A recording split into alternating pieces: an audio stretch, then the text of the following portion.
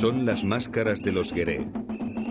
Han salido de sus moradas sagradas para bendecir y auxiliar a su pueblo, para danzar y exhibir su poder y su magia, para reforzar la fe en la tradición.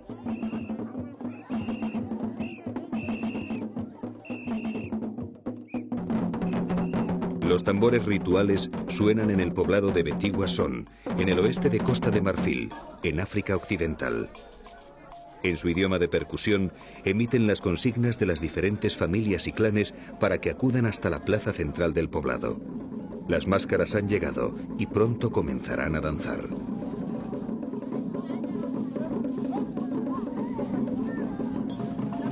Son verdaderas instituciones que rigen, legislan y codifican la vida social de los diferentes grupos étnicos que habitan esta región del oeste de Costa de Marfil.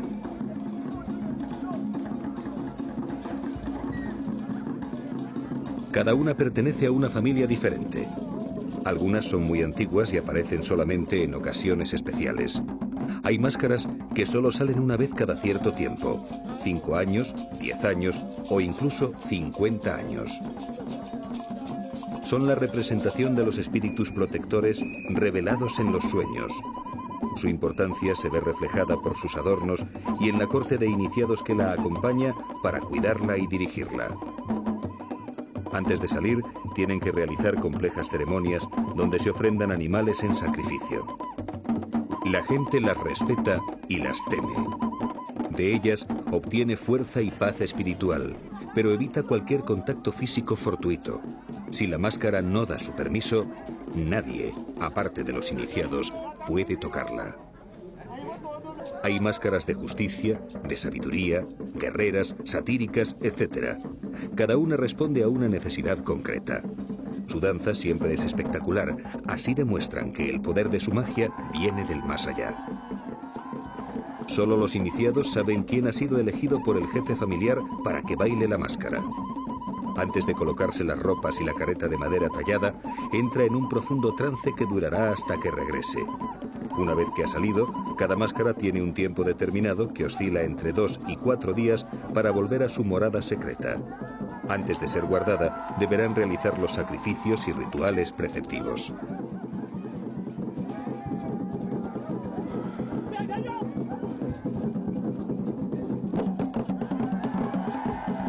Las demostraciones de fuerza y habilidad conmueven a los congregados que creen que esas cosas solo las pueden hacer los espíritus. Los jefes clánicos presiden y observan atentos. De vez en cuando dan órdenes a los iniciados para que las máscaras hagan algo concreto.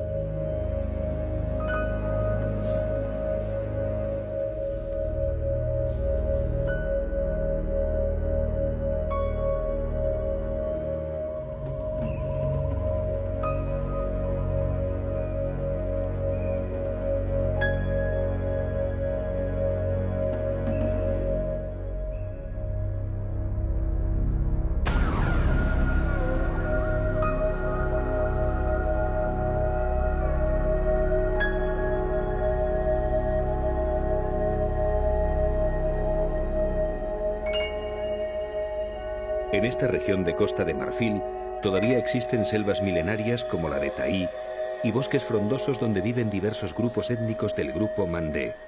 El más característico es el Dan, emparentado con el Gueré. Sus poblados se encuentran muy alejados unos de otros, por eso no componen una gran comunidad, sino núcleos aislados, que solo se unen en ocasiones excepcionales para defenderse de alguna amenaza común. Sus casas de planta circular están cubiertas por un gran tejado cónico y puntiagudo confeccionado con hojas de palma y paja, que es muy eficaz para defenderse de las abundantes lluvias de esta región. Las mujeres Dan son las encargadas de los quehaceres domésticos, pero también juegan un papel social muy relevante. Se agrupan en sociedades secretas que influyen decisivamente en la comunidad y tienen sus propias máscaras. Aunque no se les permite esconder su rostro con una careta, solo pueden transformarlo mediante la pintura. Cada poblado está regido por el Consejo de Ancianos, que dicta en todo momento las normas de convivencia. guarda celosamente los secretos del grupo y vela porque se cumplan las leyes tradicionales del Gor.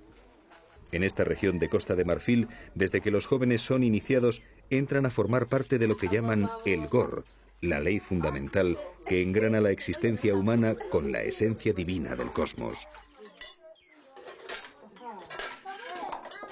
Muchas chozas son decoradas con motivos domésticos y con símbolos clánicos y esotéricos relacionados con el Gor. Es una clara influencia del gran grupo Cru del Sur, transportada hasta aquí por los Gueré, íntimamente emparentados con los Dan.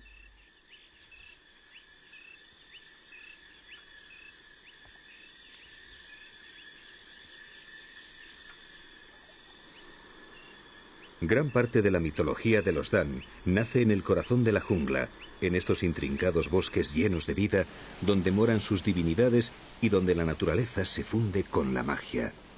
Los Dan siempre han respetado y venerado su entorno natural como algo sagrado, por ser la génesis indiscutible de su cosmogonía. En el interior de este mundo verde se encuentran los puentes de los espíritus.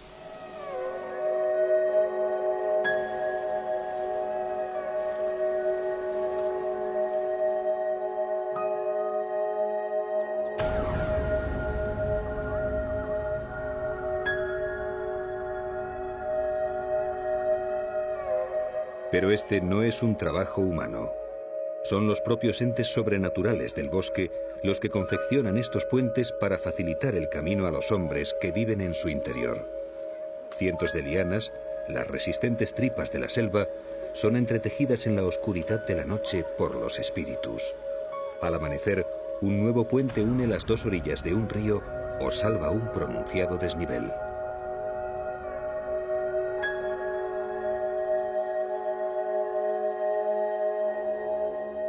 Nadie sabe ni cómo ni cuándo se construyen.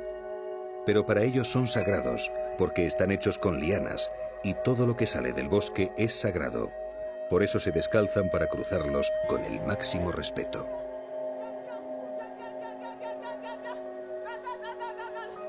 El jefe de la sociedad secreta de los iniciados, como responsable espiritual del pueblo, es el guardián del puente. Él es el que decide cuándo se tiene que dejar de utilizar. Ningún puente dura más de un año porque las lianas van perdiendo su elasticidad y se vuelven frágiles y quebradizas. Entonces se destruye. Al amanecer, la gente llega al río y ve que el puente ha desaparecido tan misteriosamente como apareció.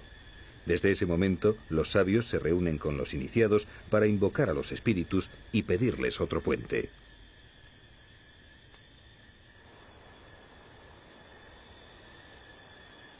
No existen en su construcción elementos ajenos a la naturaleza, como clavos, cuerdas o tornillos, tan solo lianas y troncos sabiamente trabajados.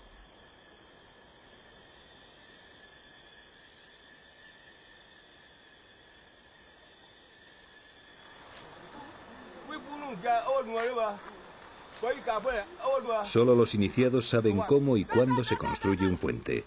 El jefe espiritual, también encargado de realizar los sacrificios y las ofrendas, es el que asigna y supervisa los trabajos. Durante esos días, nadie que no sea iniciado puede acercarse a la zona ni entrar en el bosque. Trabajan en estado de trance, poseídos por los poderosos espíritus de la jungla. Cuando las lianas están preparadas, el tam-tam suena hasta el anochecer para alertar a todo el mundo. Si alguna mujer o alguien ajeno a la sociedad secreta sorprendiese a los iniciados trabajando, moriría en el acto. Esa noche, la gente se encierra en sus casas. Nadie se atreve a salir. Los extraños sonidos que proceden del río les atemorizan. Saben que son los poderosos entes sobrenaturales de la selva que están trabajando para ellos. Al amanecer, un nuevo puente será consagrado. Cuenta la leyenda que un día un grupo de guerreros escoltaba a una princesa y que cuando llegaron a esta región encontraron un río que no podían vadear. El hijo de la princesa cayó al agua. La corriente era muy fuerte y le arrastraba.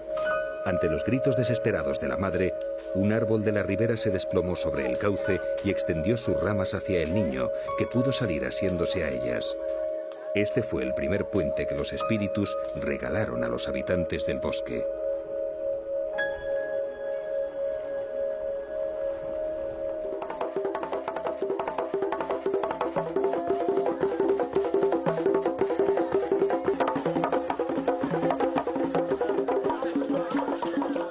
La educación de los Dan consiste en un largo proceso que finaliza con la muerte.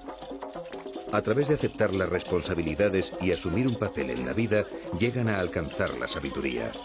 La máxima institución es el Gor o Sociedad Secreta del Leopardo, encargada de velar por la justicia y por el respeto a las máscaras. Tienen el poder de sancionar y castigar a los que no cumplan con los preceptos y códigos tradicionales.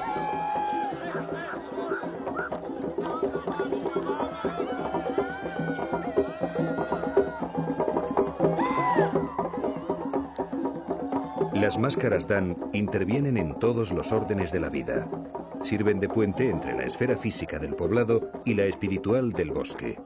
Quizás la más importante sea esta de los zancos, llamada Glebben. Se trata de una máscara de justicia y es muy venerada. Siempre que sale, una iniciada elegida por la sociedad de mujeres la acompaña, imitando sus movimientos.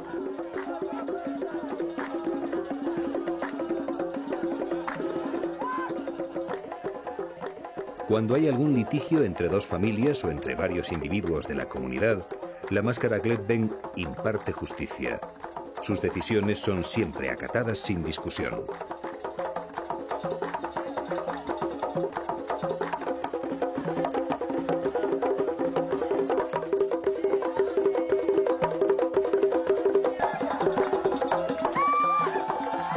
Según vaya ataviada la máscara y por los colores que luzca, todos sabrán en el instante de aparecer cuál será el talante que mostrará el espíritu ese día.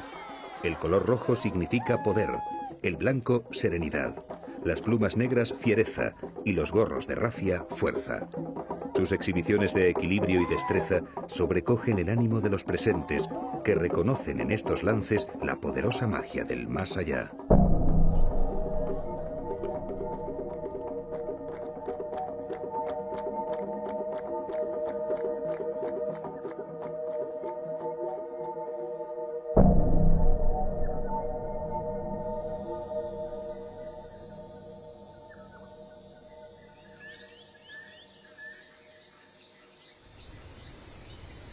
Más al sur, junto al Gran Parque Nacional de la Selva Milenaria de Taí, encontramos a los Ubi, el pueblo que pinta.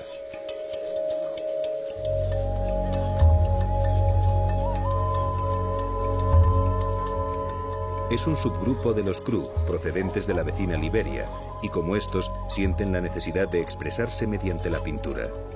Las fachadas de sus casas están decoradas con dibujos que reflejan escenas de la vida cotidiana, deidades religiosas, animales del bosque y conceptos abstractos de influencia mágica.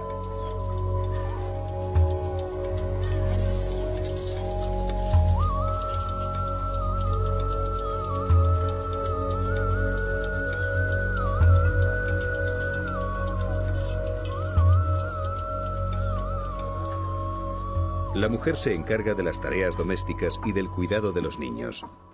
La base alimenticia de los Ubi está compuesta de cereales, arroz, pescado y carne de caza y de animales de corral.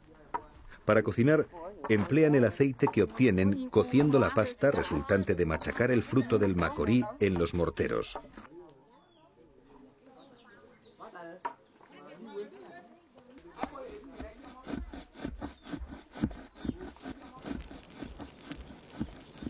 Los más viejos todavía lucen sus tocados de colmillos de pantera. Ahora la caza está restringida por las autoridades del Parque Nacional, pero estos pueblos han sido tradicionalmente grandes cazadores que conseguían su máxima dignidad al capturar la primera pantera, el felino sobre el que gira gran parte de la mitología Ubi.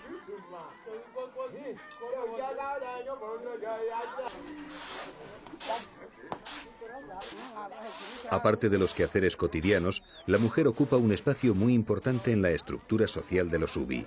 Como en la mayoría de los casi 60 grupos étnicos diferentes que conviven en Costa de Marfil, las mujeres constituyen sociedades secretas que ejercen una decisiva influencia en la aldea. En sus reuniones, a las que no pueden asistir los hombres, tratan asuntos que solo les incumben a ellas, aunque hay un tema que acapara toda su atención desde hace algún tiempo. En las principales ciudades de Costa de Marfil han nacido asociaciones que luchan por erradicar las bárbaras prácticas tradicionales en las que se mutilan los órganos sexuales femeninos. Periódicamente, mujeres de estas asociaciones viajan hasta los poblados más alejados para hablar con las dirigentes de las sociedades secretas y tratar de convencerlas de que abandonen estas prácticas. Pero no es una tarea fácil. Tienen que invocar a los espíritus y hablar con ellos sobre este delicado asunto. Las que vemos vestidas de blanco se encuentran en trance. A través de ellas, los espíritus manifiestan su opinión. ¿Se puede iniciar a las jóvenes sin someterlas a la ablación del clítoris? Tras un periodo de reclusión en el bosque, donde aprenden los códigos tradicionales, los secretos esotéricos y las normas para ser buenas esposas y madres, las jóvenes son llevadas a la casa de la ablación y sometidas a la extirpación del clítoris. Un año después, las iniciadas danzan en la plaza del pueblo. Escenifican las enseñanzas recibidas. Por ejemplo, estas iniciadas demuestran cómo se da caza a una hechicera. Cada lance, cada tatuaje, cada gesto está cargado de simbología.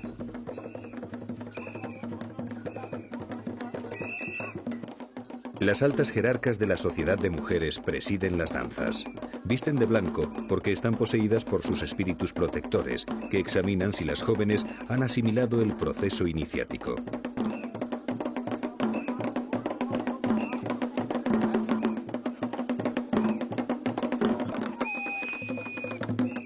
Todavía tendrá que pasar mucho tiempo para que las salvajes mutilaciones sexuales que sufren estas mujeres sean erradicadas.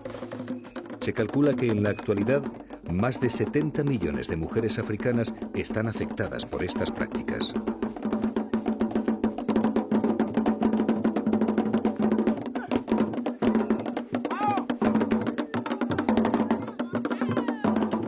La sexualidad femenina ha sido reprimida de muchas formas en todo el mundo y durante mucho tiempo. En la misma Europa se empleaban cinturones de castidad durante la Edad Media y se recurría a la clitoridectomía como una solución drástica contra la masturbación.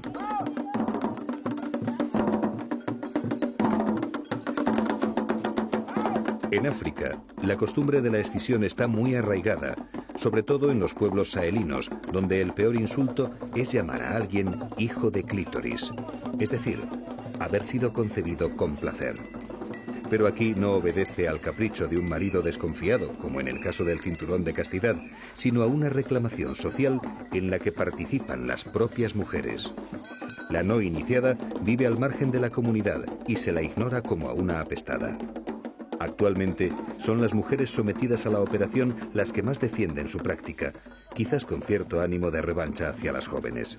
Lo cierto es que, pese a que la mayoría de los gobiernos africanos están recomendando que se abandonen estas costumbres, pocos se atreven a prohibirlas. Las jóvenes siguen siendo mutiladas sexualmente y danzando al son de los tambores ante una comunidad arcaica e inquisitiva que les niega el derecho al placer.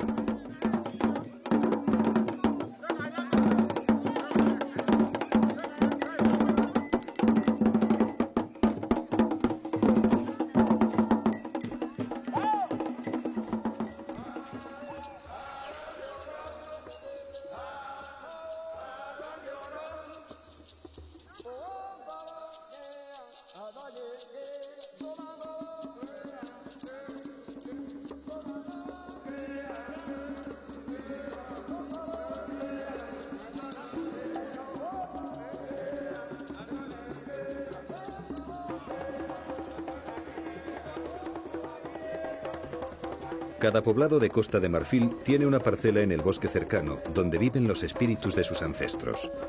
Es el bosque sagrado de cada grupo, un lugar tabú para los foráneos. En el bosque sagrado se recluye a los que se van a iniciar, se practican las circuncisiones, se habla con las máscaras de sabiduría y se imparte justicia.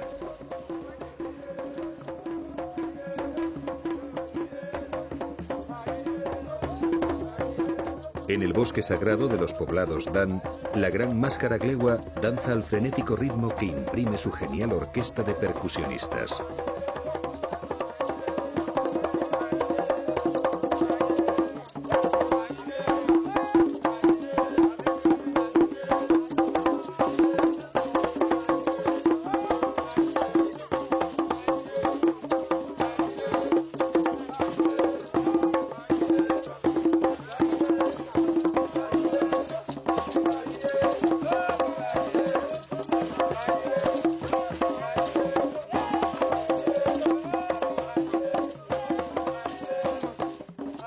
Tiene los ojos tubulares y una gran boca. Es invocada para resolver problemas de justicia o grandes cuestiones que afectan a la comunidad entera.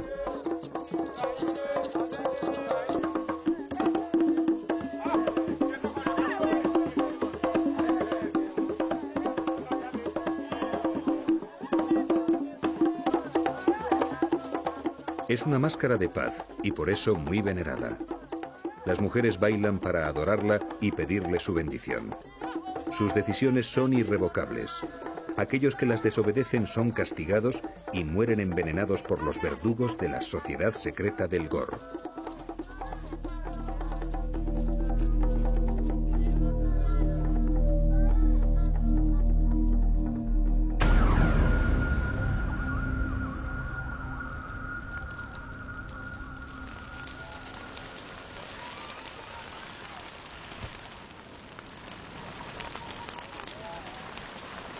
Prácticamente la totalidad del bosque de Costa de Marfil se quema una vez al año, bien para defenderse de los animales que acechan los poblados o para plantar un nuevo cultivo. El bosque es incendiado a comienzos de la época seca. Las partidas de cazadores acechan a las presas que huyen del fuego. Con palos y azadas matan a pequeños animales como ardillas, monos, antílopes enanos, serpientes. Todo vale para alimentarse. Es una práctica ancestral que tiene mucho de negativo, si bien enriquece el suelo, devolviéndole fosfatos, sales y nutrientes. Pasado el fuego, el bosque comienza a revivir mientras el harmatán, el viento seco y polvoriento que llega del norte, lo sumerge en su espesa niebla. Los árboles adoptan formas fantasmagóricas que potencian, si cabe, el sentimiento mágico de esta tierra africana de hechizos y sortilegios, repleta de símbolos místicos y esotéricos.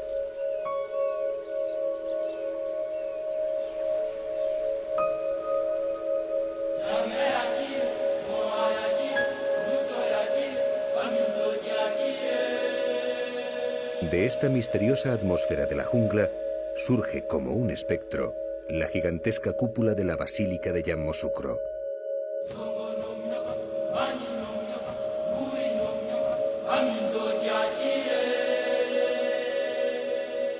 Es una réplica del Vaticano, una colosal obra religiosa en medio del bosque.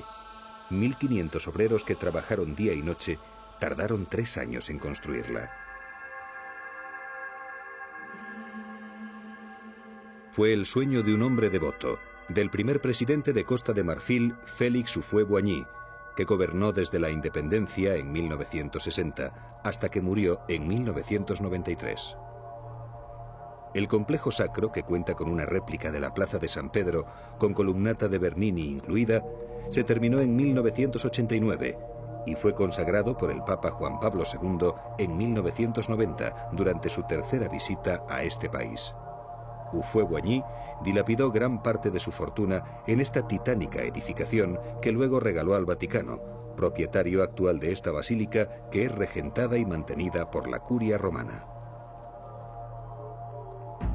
128 columnas dóricas de 30 metros de altura, 7 hectáreas de mármol traído de Italia, Francia y España y 7.400 metros cuadrados de vidrieras componen este monumental edificio que siempre está vacío, pues las gentes de estas tierras tienen otros credos, otros dioses a los que atender.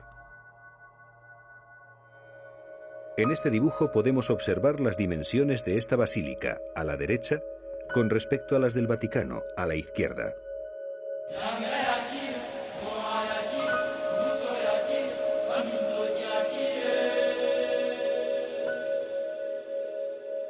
Una de sus 24 grandes vidrieras representa la llegada de Jesucristo a Jerusalén. Arrodillado al lado del asno que monta Jesús, se ve a Houphouët-Boigny vestido de apóstol. A la izquierda, con túnicas de la época, el arquitecto de la basílica, el libanés Pierre Facoury, y sus ayudantes dan la bienvenida al Señor.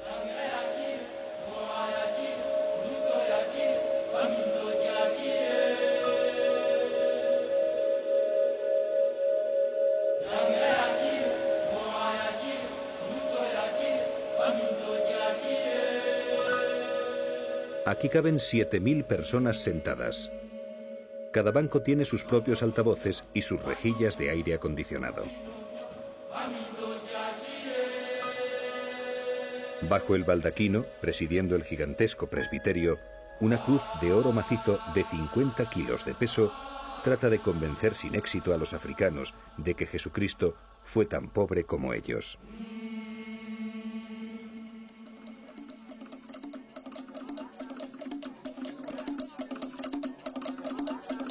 El África profunda sigue manifestándose a cada paso.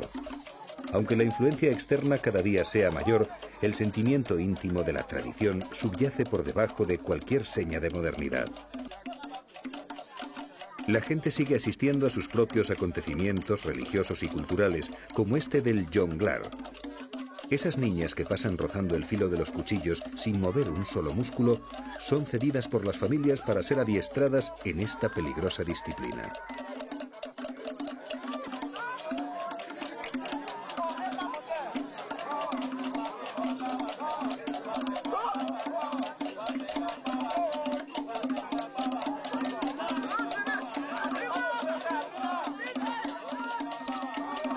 Piensan que están poseídas por un espíritu que las protege y las hace valientes para poder realizar estas demostraciones.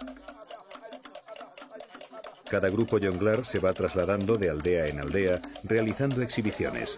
Cuando las niñas cumplen 7 u 8 años, abandonan el grupo y regresan a su casa con una parte del dinero recaudado.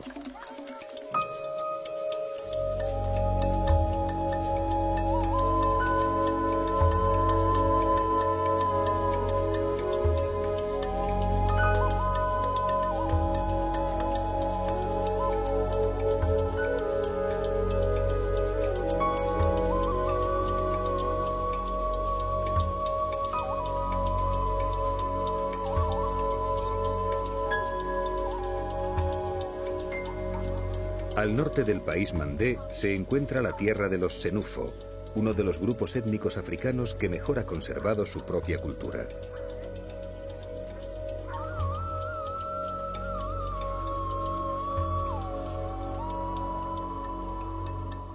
Son fundamentalmente agricultores, aunque también tienen ganado, sobre todo cabras y vacas.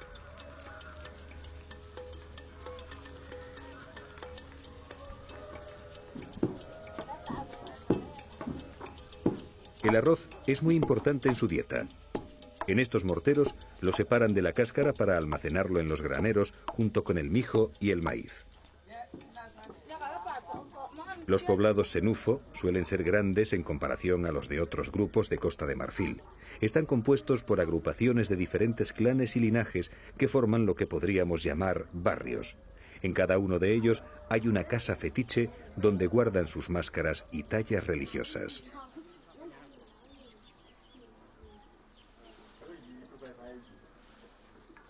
En la fachada están representados algunos preceptos y deidades del Poro, la ley fundamental de los Senufo. Cada casa fetiche es gobernada por un guardián que suele ser un alto dignatario de la sociedad secreta del clan.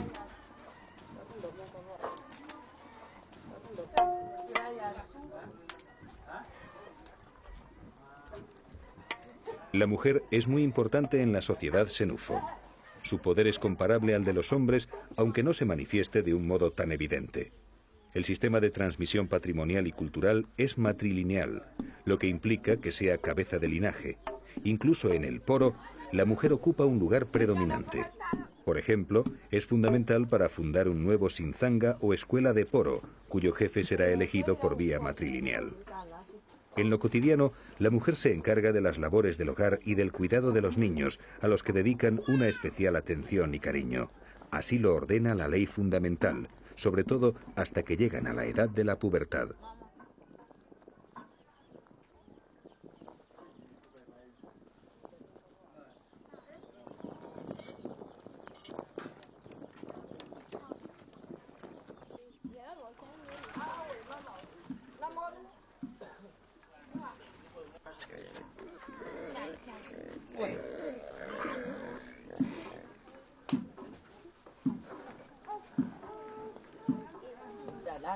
Los perros son muy importantes entre los senufo, sobre todo si son de caza, como estos a los que colocan un collar de lianas para protegerles del posible ataque de las alimañas del bosque.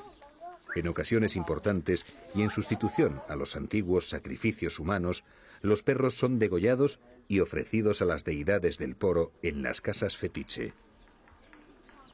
Cada año deben añadir una nueva capa de paja al tejado de estas casas. Los fetiches deben de estar bien protegidos. Esta es la plaza principal del pueblo, donde se encuentra el techado de los jueces y la casa de la muerte, a la que llevan los cadáveres para realizar los rituales funerarios.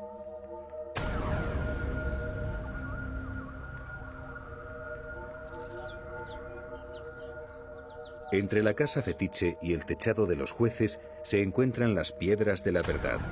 En ellas se sientan los reos para ser interrogados y sentenciados públicamente.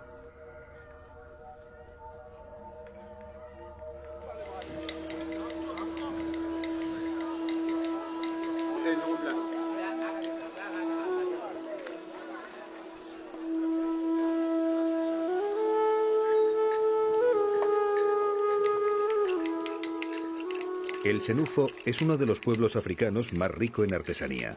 En sus telares siguen confeccionando tejidos como antaño. Nada ha variado en la técnica de estos artesanos que a diario tejen largas tiras de tela que más tarde se unirán formando palios de algodón para diferentes usos.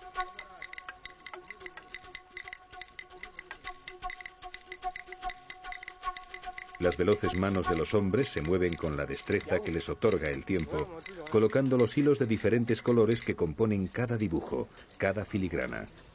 Hijos de padres tejedores y abuelos tejedores han heredado el arte del telar desde tiempos inmemoriales.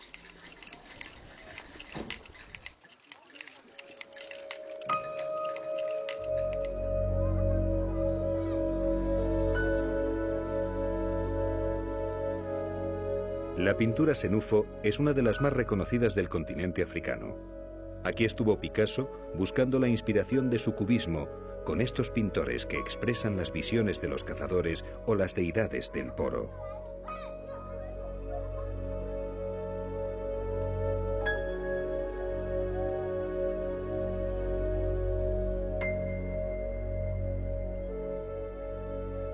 Dibujan con pinturas vegetales elaboradas con técnicas que se pierden en la noche de los tiempos. Principalmente en tres colores: el rojo, el ocre y el negro, que solo tiñe la tela si se aplica sobre el ocre. Se extiende sin manchar el blanco como por arte de magia. Seguramente no podría ser de otra forma aquí en África.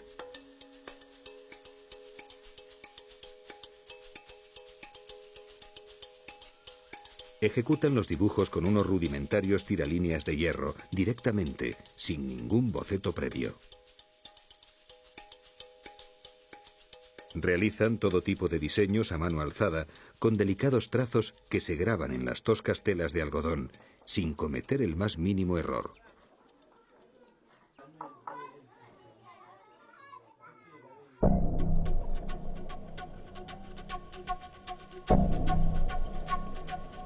Estos palios sintetizan la cosmogonía senufo a través de las deidades y de las escenas del Poro que representan, como esta donde se aprecia la figura del boloi, la danza de la pantera.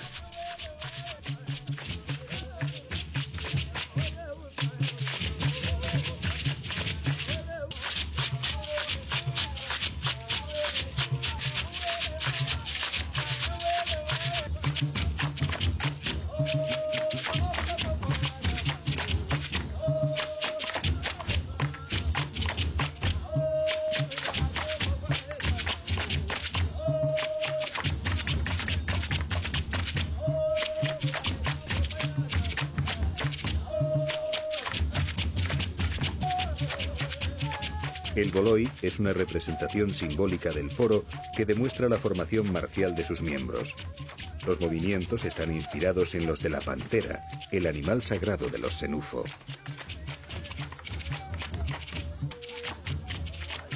La iniciación en el Poro es obligatoria y dura 7 años.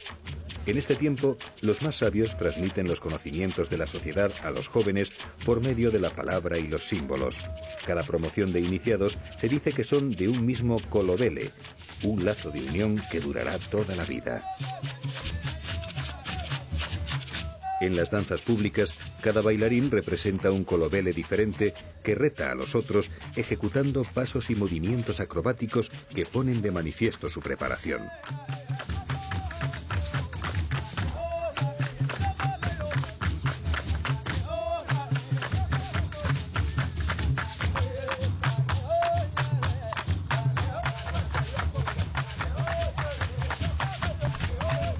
Creen en un único dios llamado Colotioló, que dio vida a la primera pareja humana.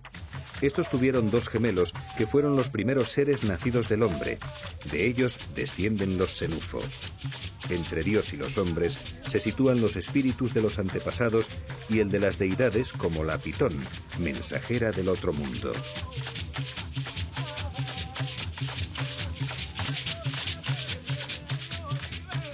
El poro nació para defenderse de los enemigos y de las influencias externas. Poco a poco fue adquiriendo fuerza y se convirtió en una de las filosofías vitales más complejas del África negra. Hoy en día, el poro ha sido capaz de repeler al Islam y al cristianismo y de mantener casi intacta la cultura senufo.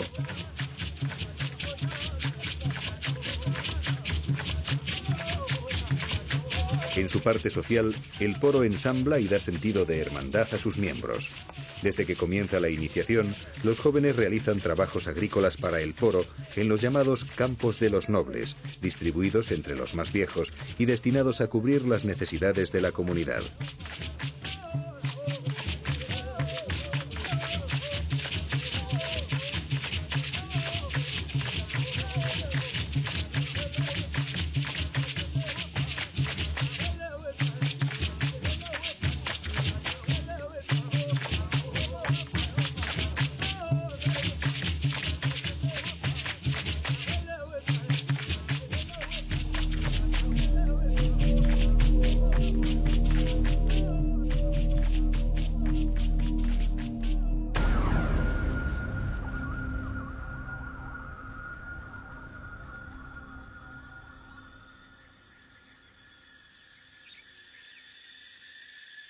Los senufo han trabajado tradicionalmente el hierro, que extraen mediante pozos subterráneos.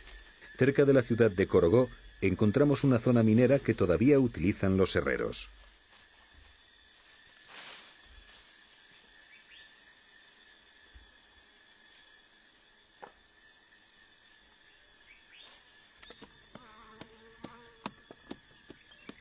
Cuentan los mayores que antiguamente el hierro lo encontraban en la superficie, pero por una maldición los espíritus lo escondieron bajo tierra. Ahora los mineros tienen que descender por estas angostas cavidades jugándose literalmente la vida, sobre todo en la época de lluvias. Muchos mueren sepultados cuando las paredes se reblandecen y se derrumban sobre ellos.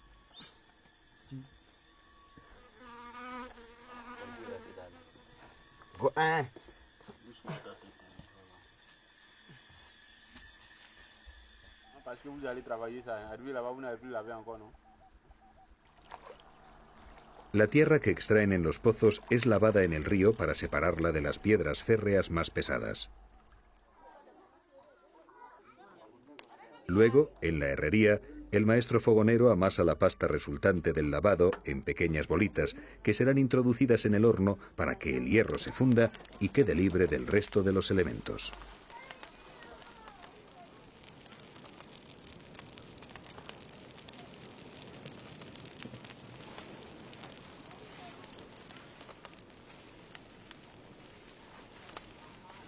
Taponan con tierra la tobera inferior del horno para aumentar la temperatura.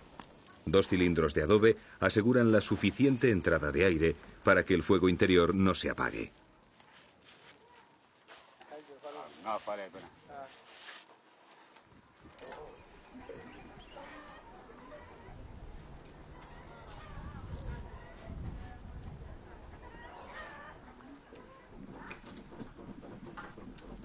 A través de la chimenea introducen las bolitas férricas y el carbón vegetal que producirá las calorías necesarias para fundir el hierro.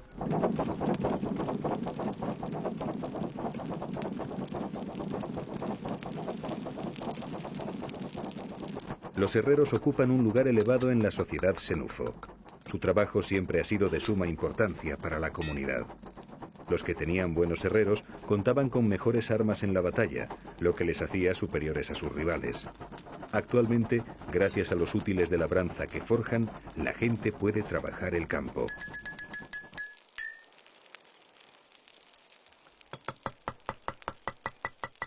El maestro forjador controla el ritmo de la fragua, cuándo debe de parar y qué compás rítmico debe interpretar el fuelle para que el calor sea el que necesita cada pieza en cada momento. Son hombres sagrados que trabajan bajo la protección del poderoso fetiche del fuego. Lo mismo ocurre con los hombres que interpretan la danza del fuego, el elemento purificador que ahuyenta los males y atrae a los espíritus benefactores del poro.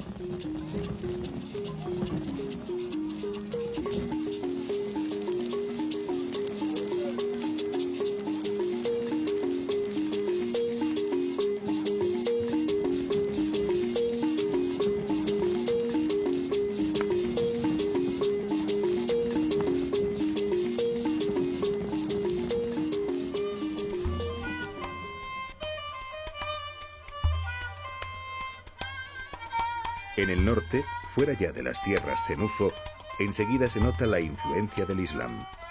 La más bella de las mezquitas de Costa de Marfil es la de Kong. Fue edificada por el jefe Malinke Samori Touré. Su arquitectura mezcla elementos del norte de África con otros de tipo local.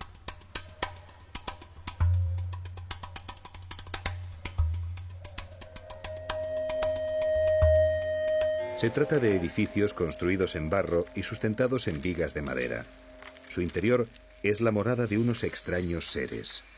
Entre los troncos que soportan el techo cuelgan apaciblemente miles de murciélagos que para los habitantes musulmanes de Kong tienen un carácter sagrado.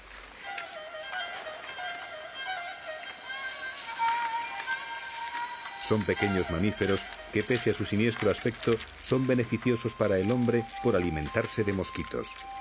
Lo malo es el olor que tienen que soportar los devotos musulmanes de Kong cuando los viernes acuden a la mezquita.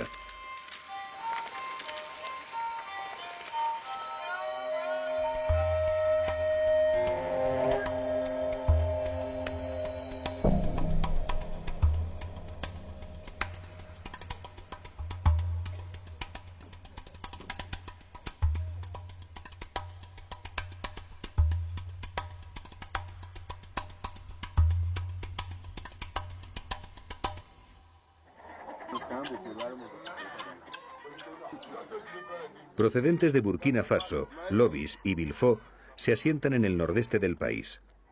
Hasta hace poco eran cazadores nómadas, pero ya son sedentarios. Forman poblados sin una estructura determinada, un poco anárquicos, diseminados en el interior de la sabana boscosa.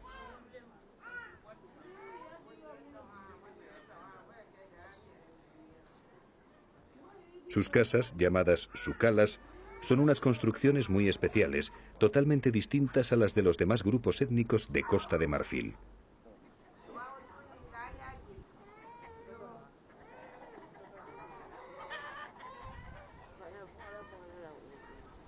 Están construidas con adobe. Unos grandes pilares de madera sustentan el piso de arriba, que es una azotea. Son de diferentes tamaños, según lo numerosa que sea la familia que los habita. La azotea sirve para secar el mijo y el maíz. Los Lobi son uno de los grupos menos evolucionados de África Occidental. Muchas mujeres lucen todavía el adorno tradicional, dos piedras blancas que ensartan en sus labios taladrados.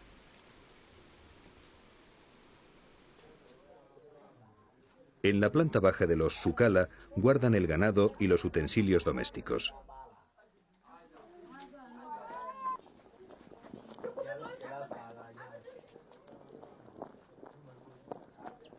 Las habitaciones son grandes, incluida la cocina, que tiene un pequeño patio por donde sale el humo del hogar. Es normal que en cada sukala vivan hasta 3 generaciones.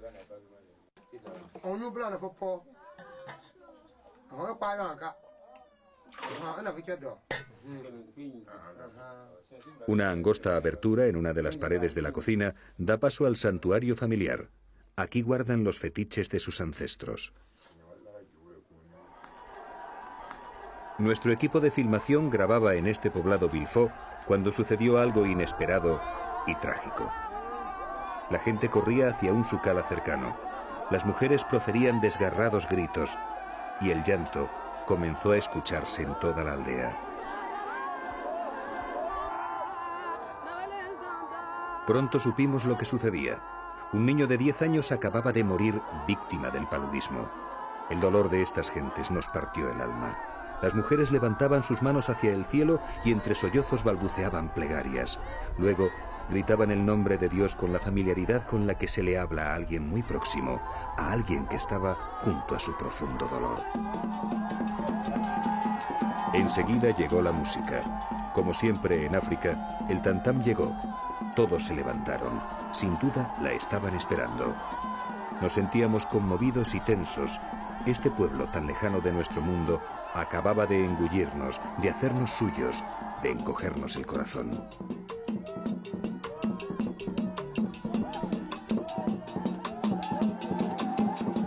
El sonar de los tambores y el balafón nos hizo reaccionar y comenzamos a percibir el África profunda con sus miserias y su grandeza.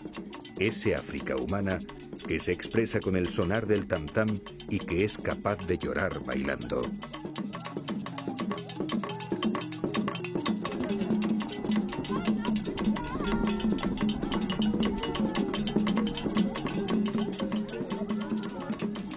Para estos pueblos, la muerte tiene un significado distinto al nuestro. El difunto pasa a formar parte del mundo paralelo y próximo de los espíritus. Pero tiene que darse cuenta de que se ha muerto. Se tiene que marchar para no molestar a los vivos. Por eso los gritos y la música.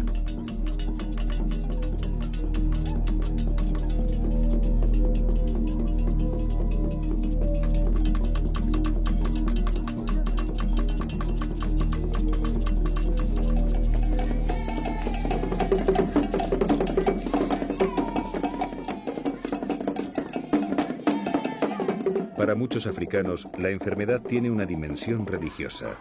Los enfermos sienten que algo malo les ha invadido y les ha provocado una dolencia concreta. Sea la patología que sea, creen que su génesis reside en un conjuro. Por eso acuden a los curanderos, a la medicina tradicional.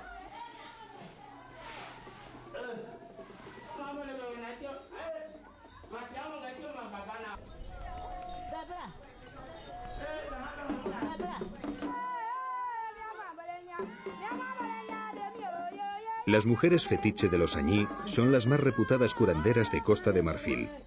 Mediante la invocación a sus espíritus amigos, son capaces de extirpar la enfermedad de aquellos que han sido víctima de algún hechizo.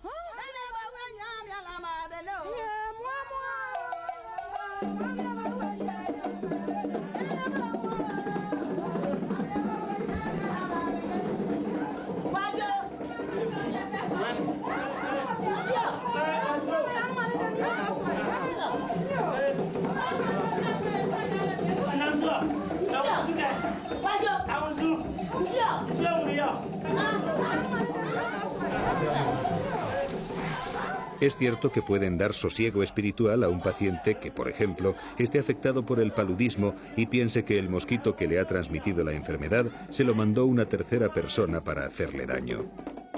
Lo triste es que si no le administran quinina, morirá, aunque le hayan extirpado al propio diablo.